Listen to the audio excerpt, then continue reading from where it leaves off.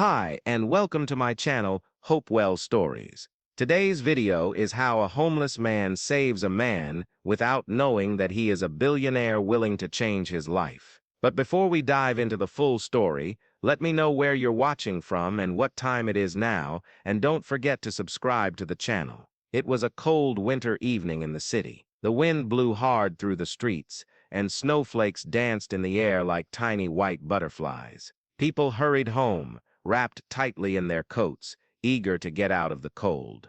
In a quiet corner near the train station, there lived a man named Henry. He had no home, no family, and barely any money. His coat was old and torn, and his shoes were worn out. Most people avoided him, not because he was scary or mean, but because they didn't know what to say or do when they saw someone so poor. Henry sat on a bench with his blanket pulled tight around him. He watched people rush by, businessmen in suits, kids laughing with their parents, and couples holding hands. Life went on all around him, but he felt invisible. He used to have a job, a small apartment, and even a dog named Max. But then came a fire that burned down his building, took away his job, and scared poor Max away. After that, everything fell apart. He couldn't find work, couldn't afford a new place, and slowly the world forgot about him. Still, Henry tried to stay kind.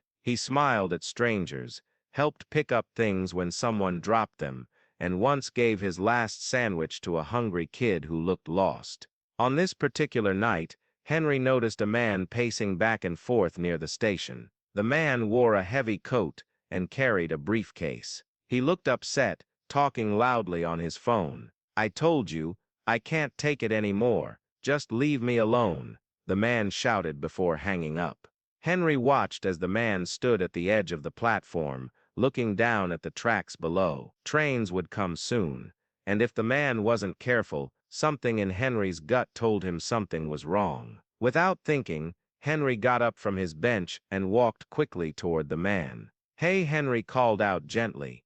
"You okay?" The man turned, startled. His eyes were red, and he looked tired. "I'm fine," he said sharply. "Just leave me alone." But Henry didn't walk away. He stood beside the man and looked out over the tracks. "You know," Henry said softly, "the trains here are fast. They don't stop for anything. If you're thinking of doing something stupid, maybe think again." The man looked at him, surprised. "You're homeless, aren't you? Why do you care what happens to me?" Henry shrugged. "Don't matter who I am. What matters is what you're about to do. Seems like you've got more than enough to live for." The man laughed bitterly. "You wouldn't understand. Everything I touch turns to mess. My company, my marriage, my life. I just want it all to end." Henry nodded. He didn't know much about big companies or marriages, but he knew pain. He'd been there too. "Maybe you think nobody cares," Henry said. "But I bet there's someone who does. Maybe not today, maybe not tomorrow, but someday." The man looked at Henry for a long time. Then, slowly, he stepped back from the edge. "Thanks," he whispered. "I don't know why I almost did that." Henry smiled. "Sometimes we all need a friend, even if that friend is a dirty old guy with no home." The man chuckled. "Well, you're not that old." They stood there for a while, just watching the snow fall. Finally, the man reached into his coat and pulled out a thick envelope. "Here," he said, handing it to Henry. "Take this." Henry stared at the envelope. "What is it?" "Money," the man said. "For helping me tonight. You probably need it more than I do." Henry shook his head and handed it back. "No, I didn't help you for money. I helped because it was the right thing to do." The man looked stunned. "You're serious?" Henry nodded. "If you really want to thank me, just promise me one thing." "What's that?" "That you won't give up, no matter how bad it gets."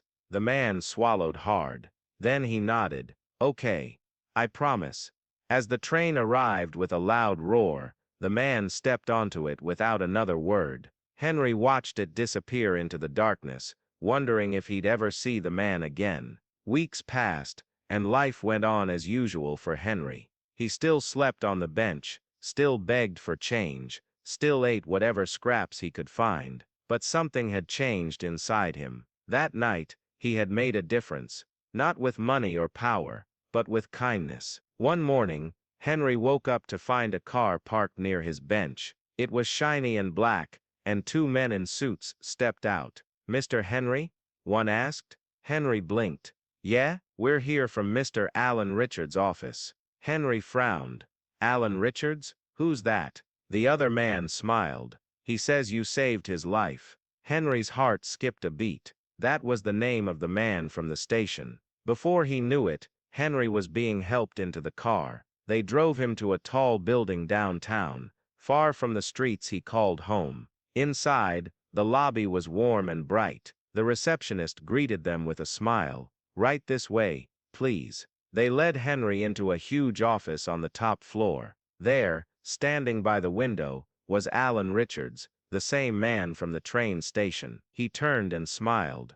"Henry, it's good to see you again." Henry shifted uncomfortably. "Didn't expect to see you again, sir." Alan walked over and shook his hand firmly. "Call me Alan, and thank you again for saving me."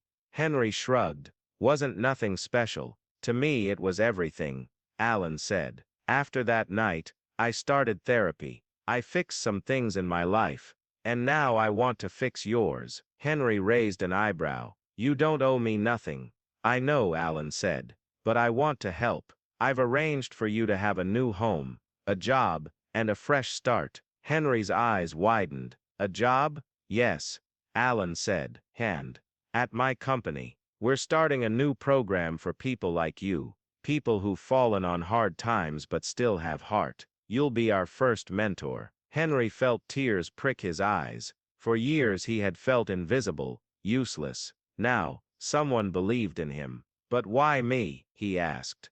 Alan smiled. "Because you reminded me that even in the darkest moments, someone can shine a light. I want to spread that light to others." Months later, Henry stood outside a small apartment, key in hand. It was modest, clean, and all his. Inside were fresh clothes, a real bed, and a picture of him and Alan taken on his first day at the new job. At Alan's company, Henry helped train new workers, many of whom had also struggled with homelessness or addiction. He shared his story, his mistakes, and his hope. People listened, people changed. One day, Alan visited the training center. "How's it going?" he asked. Henry grinned. "Better than I ever dreamed." Alan looked around. "You've done great things here." Henry shook his head. "No, you did. I just showed up." Alan laughed. "We both needed each other." From that day on, Henry never forgot where he came from. He worked hard, stayed kind, and always remembered that sometimes, a simple act of kindness could change the world. And Alan, he became known not just as a billionaire, but as a man who gave second chances. Together, they proved that anyone, no matter where they came from, could make a difference. If you enjoyed the video, please don't forget to like, comment, and subscribe to our channel. Thank you for watching, and see you on the next video. Bye.